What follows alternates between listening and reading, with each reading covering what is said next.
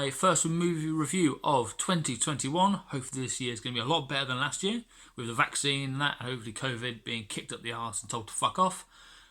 Right, before we get started, I'll say thank you to those that have not left me during my little break I've had, my unintentionally extended break. Work's been a bit mad. I'm either working, being with my kids, or sleeping at the minute. But I've had a few days off. I've got that urge to start doing some more video recording, some more movie reviews, especially with this year.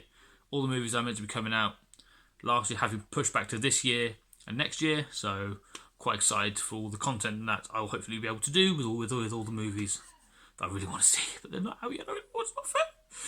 But anyway, I'll calm down. Today we should be talking about this movie. Now, I've wanted to watch this movie ever since I first saw the trailer, as most people do. And how can I put it? Well, I'll put it in a nutshell. If you've seen the trailer, you'll be disappointed with the film. I'll say that first. And I don't spoil it. It's still worth a watch. So if you're a big Tom Hardy fan or a gangster movie crime fan, please go watch it. But for me, I would have preferred to have watched the film firstly, which is now, if you don't know, on Netflix. Please go watch it, as Netflix usually pops up with the most random films and how they get them at the weirdest times, I don't know. But luckily they did. I was able to watch it. And yeah, as I said, best watching the movie, and because there's quite a big comparison. Well, no, it's not a comparison, that's not what I'm saying. There's a big difference between the trailer. It looks gritty, action-packed, a bit on the line of Tom Hanks' one, Road to Perdition. And also that for me is one of the best gangster films that I've seen so far. I'm only 30 years old, but at the minute that's the best one I've seen so far. So yeah, it looks along the lines of that. Looks very gripping. There is great action sequences in the trailer. Tom Hardy looks amazing as Al Capone. When I first saw the pictures of them coming up on Tom Hardy's Instagram, I thought, okay, he looks a bit weird. I didn't think he looked like him. But when you get the comparison, when they're at those stages when he's playing him at Capone's, when he was at that stage in his life when he was very ill with neurosyphilis, and you can see like comparison. And I don't know about the voice. His voice in the film's a bit, you can't understand him half the time. I guess that's because of the disease rotting his brain. But I thought, yeah, okay.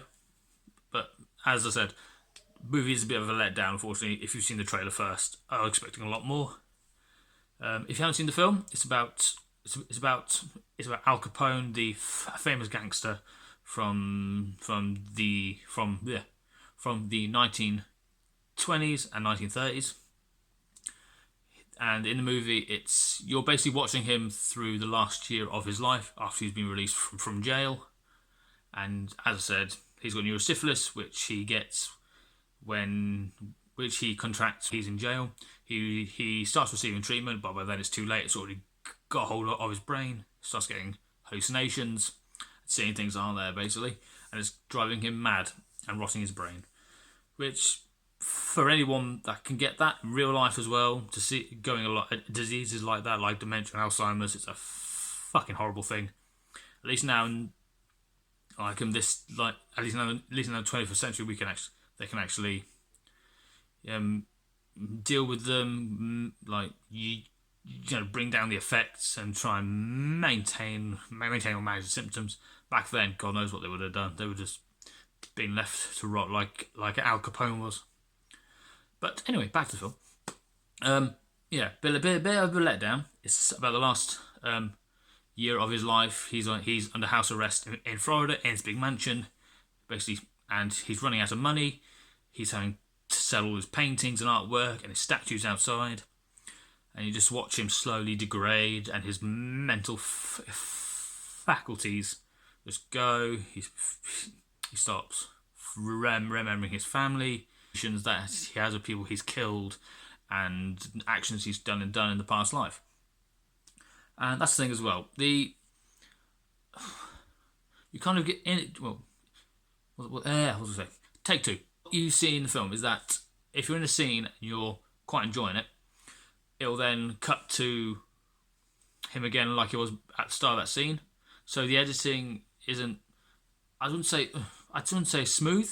You kind of get lost of like where, say, Capone's dreams begin and end, and then you go back to start where he started off in that dream. If that makes sense. If it doesn't, I apologise. I'm crap explaining this, really. You kind of get lost in his what he's imagining in his head, and then what's happening in real life. So you can't tell, was that an actual dream or was that the reality? And you get a bit lost in it. And to be honest, the best bit in the film is when he goes absolutely mad. He gets he's mad throughout the whole film. But he goes outside, gets a golden Tommy gun, and he just walks through his front lawn, just taking out anyone that he could possibly see that also has a gun. These men are also the ones that work for him and protect him, who are basically waiting until he dies, and then they can just swarm in. But they don't really go into the film. But as I said, it's one of the best things. And then you get the realism that he's realised he's worked something out, and then he falls into the water or lake where he lives, and then he wakes up at the start of that scene where he fell over in the first place, and it was all a dream. Which is a bit shit, really, because I feel they could have done a bit more with that. They could have shown him going on a complete rampage, taking out everybody, maybe wiping out his own family would have been good, but I guess that wouldn't have been how it went in real life when he was alive. And I don't know, this could have done so much more with this film. I mean, as I said, from the trailer looks amazing. That's the reason I've been waiting to watch this film for, I think it's nearly a year. I think it was meant to come out in I think they made it in 2020, early 2020, and they've only brought it out this year, or not this year, on Netflix. And I was expecting so much more. The casting is very good. You've got Tom Hardy, Linda Cardellini. There we go. Got the word out. Or the name, should I say. Linda Cardellini, Tom Hanks. So already those two as Capone and his wife really hold the film together.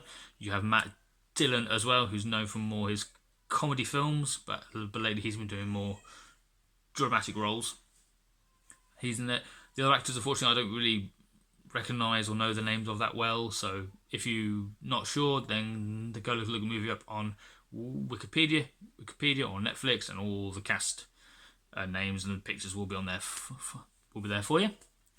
And yeah, I won't be watching it again, shall we say. I was hoping for more, but it's a one-off watch, in my personal opinion. And I wish I hadn't watched the trailer, because it got my hopes up here, and it just got shot straight fucking down to the bottom. But to be fair, the performance from Tom Hardy was good, as usual.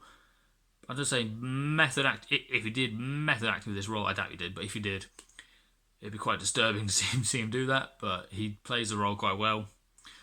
He goes on the lines of his deranged kind of side that you've seen a few times.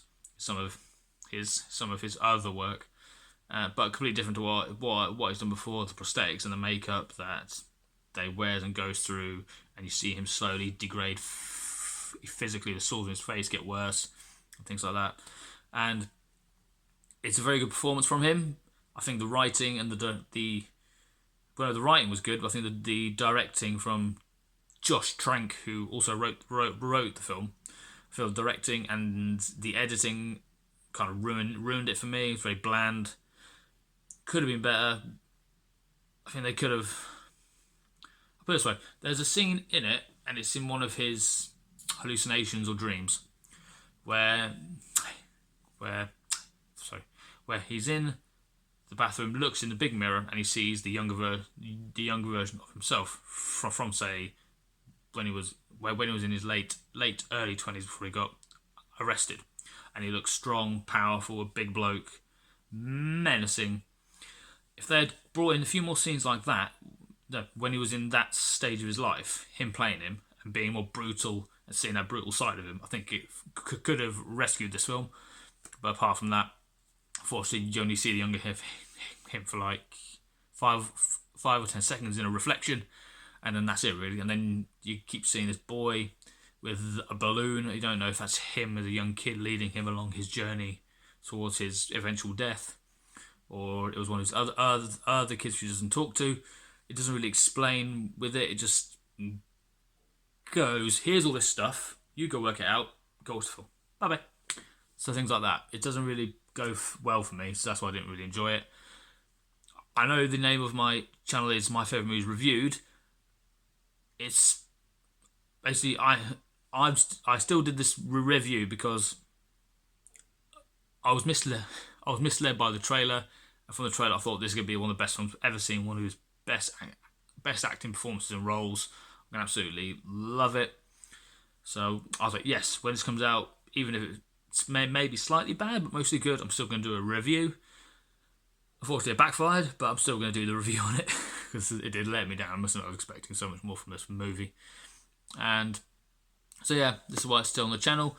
Hope you found it interesting to watch.